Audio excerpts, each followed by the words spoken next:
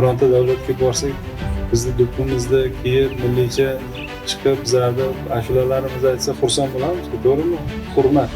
Kelayotgan davlatga mana shu yerda biza madaniyatimizni zo'r ko'rsatib bersak, ular ham xursand bo'lib ketadi, esda qoladi. Ko'hna va Navqiron Surxon vohasida har 2 yilda bir marotaba o'tkaziladigan Boysun bahori xalqaro folklor festivaliga tayyorgarlik ishlari qizg'in sur'atlarda davom etmoqda. Festival o'tkaziladigan Boysun tumani Bibishirin mahallasida joylashgan Boysun bahori turizm majmuasida keng ko'lamli bunyodkorlik ishlari amalga oshirilmoqda.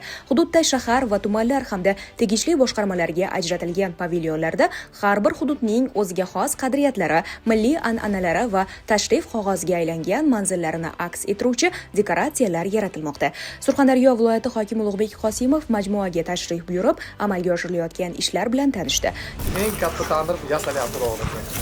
Rekord o'rnatamiz. Rekord. Xudo xohlasa, burchiga bir 8 ta tandir yopaman. Qo'yshoq tandiri, keyin xasib tandiri, indik tandiri, tovuq tandiri, keyin issiqlarga tortib yopamiz. Kadrlar va sho'rvalari bilan Delegatsiya bo'lsa bitta bo'ladi, glavniy ona.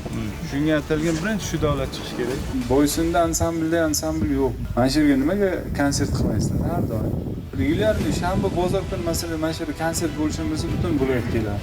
Hunarmandlar qanday tikadi kashlarni. Joriy yilning 1-10 may kunlari bo'lib o'tadigan festival doirasida xorijiy va mahalliy sayyohlar hamda nufuzli mehmonlarni munosib kutib olish, ularga mehmonxona va servis xizmatlarini yuqori saviyada tashkil etish yuzasidan mas'ullar axborot berdi. Shuningdek, festivalning 1-7 may kunlari o'tkaziladigan asosiy tadbirlari, ko'rgazmalar, konsert dasturlari, milliy o'yinlar va sport musobaqalariga tayyorgarlik holati muhokama qilindi.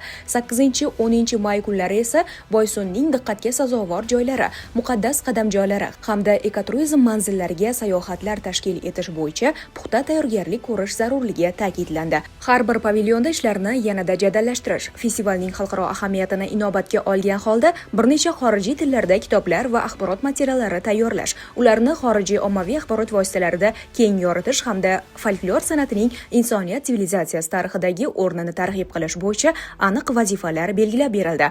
Mas'ullarga tayyorgarlik ishlarini bir hafta muddatda to'liq yakunlash, barcha tashkiliy masalalarni hal etish va festivalni yuqori saviyada o'tkazish yuzasidan tegishli topshiriqlar berildi.